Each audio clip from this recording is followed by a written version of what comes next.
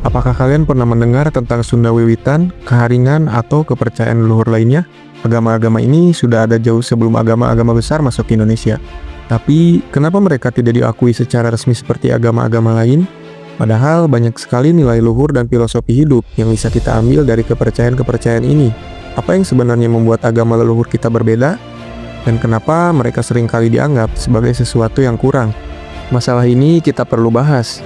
Karena ini penting buat menciptakan Indonesia yang lebih inklusif. Negara kita kaya banget dengan keberagaman, termasuk keberagaman agama dan kepercayaan. Dengan memahami dan menghargai perbedaan, kita bisa hidup berdampingan dengan damai. Mari kita kupas tuntas lebih mendalam mengapa agama leluhur di Indonesia tidak diakui secara resmi.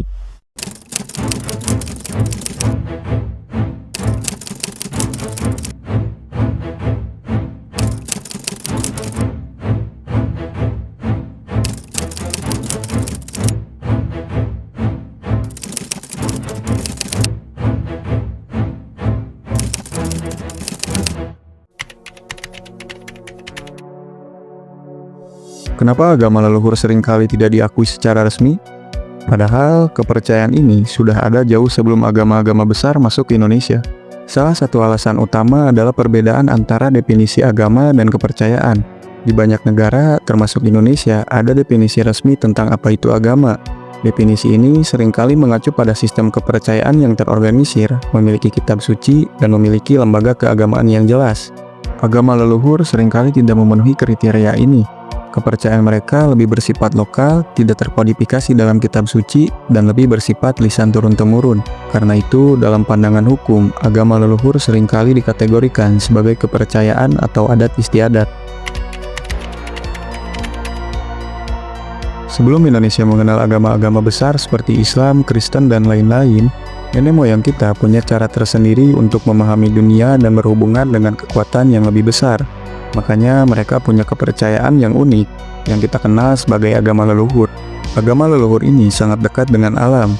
Mereka menyembah roh-roh leluhur, pohon besar, sungai, gunung, dan segala sesuatu yang dianggap sakral.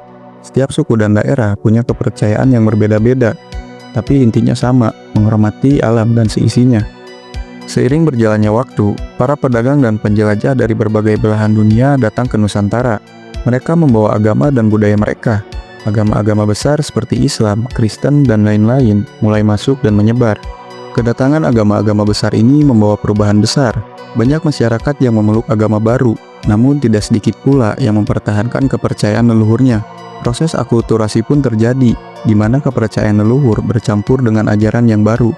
Saat ini, agama leluhur masih ada dan dianut oleh sebagian masyarakat Indonesia. Meski jumlah penganutnya tidak sebesar agama-agama besar, namun keberadaan mereka tetap diakui. Beberapa kepercayaan leluhur bahkan diakui sebagai bagian dari kekayaan budaya Indonesia. Meskipun zaman terus berubah, nilai-nilai yang terkandung dalam agama leluhur masih relevan hingga kini.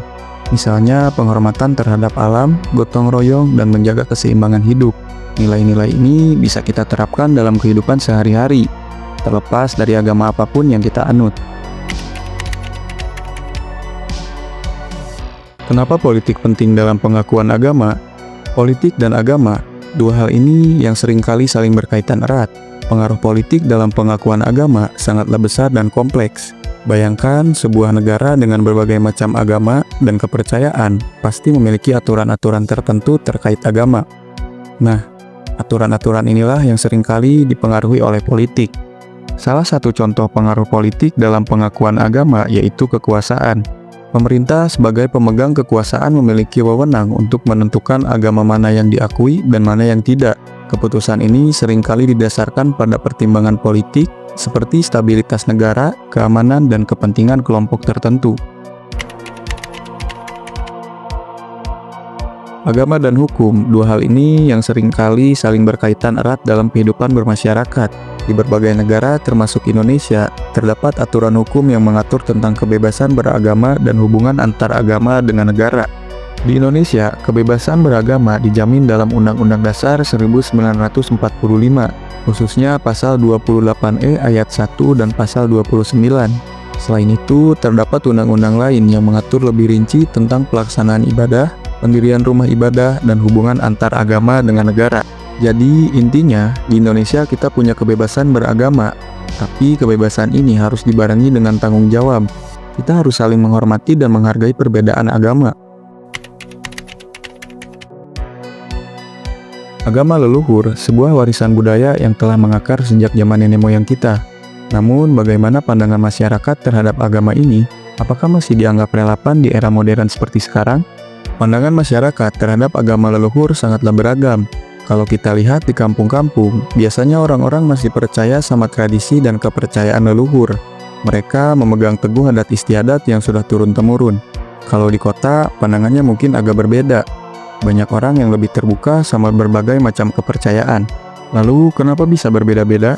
Faktornya banyak. Misalnya, kalau kita tinggal di daerah yang mayoritasnya penduduknya menganut agama tertentu, biasanya kita juga akan terpengaruh dengan kepercayaan mayoritas itu. Terus, pendidikan juga bisa berperan penting. Orang yang sekolahnya tinggi biasanya lebih terbuka sama perbedaan dan lebih mau belajar tentang berbagai macam kepercayaan. Agama leluhur sebagai bagian tak terpisahkan dari budaya Indonesia sering kali menghadapi tantangan dalam memperoleh pengakuan resmi. Kondisi ini membawa sejumlah dampak negatif yang cukup signifikan bagi penganutnya. Salah satu dampak paling nyata adalah diskriminasi.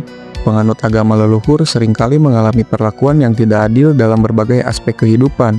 Dampak yang lebih luas dari tidak diakuinya secara resmi agama leluhur adalah hilangnya identitas budaya.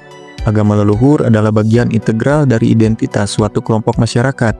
Ketika agama leluhur tidak diakui, maka identitas budaya tersebut terancam terkikis. Generasi muda juga mungkin enggan untuk mempertahankan tradisi leluhur karena kurangnya dukungan dan pengakuan. Akibatnya, kekayaan budaya dan bangsa pun semakin berkurang.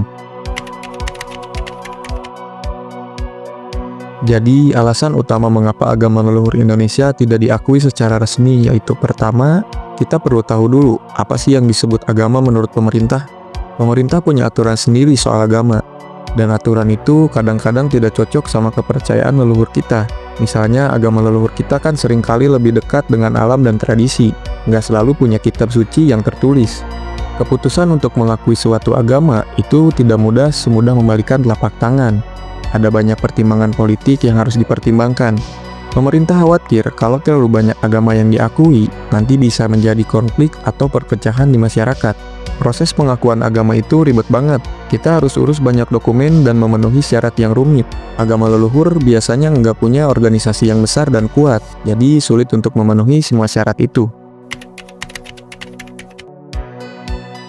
Kita telah membahas panjang lebar mengenai tantangan yang dihadapi oleh penganut agama leluhur di Indonesia. Pertanyaannya sekarang adalah, apa yang bisa kita lakukan untuk mengatasi masalah ini?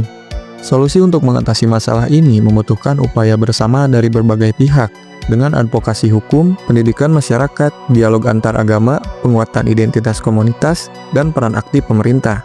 Kita dapat menciptakan masyarakat yang lebih inklusif dan menghargai keberagaman. Bagaimana menurut kalian tentang masalah ini? Apakah kalian punya pendapat lain? Mari kita diskusikan di kolom komentar. Jangan lupa share video ini ke teman-teman kalian, biar semakin banyak yang tahu. Dan pastinya subscribe channel ini untuk konten-konten menarik lainnya seputar edukasi. Sampai jumpa di next video.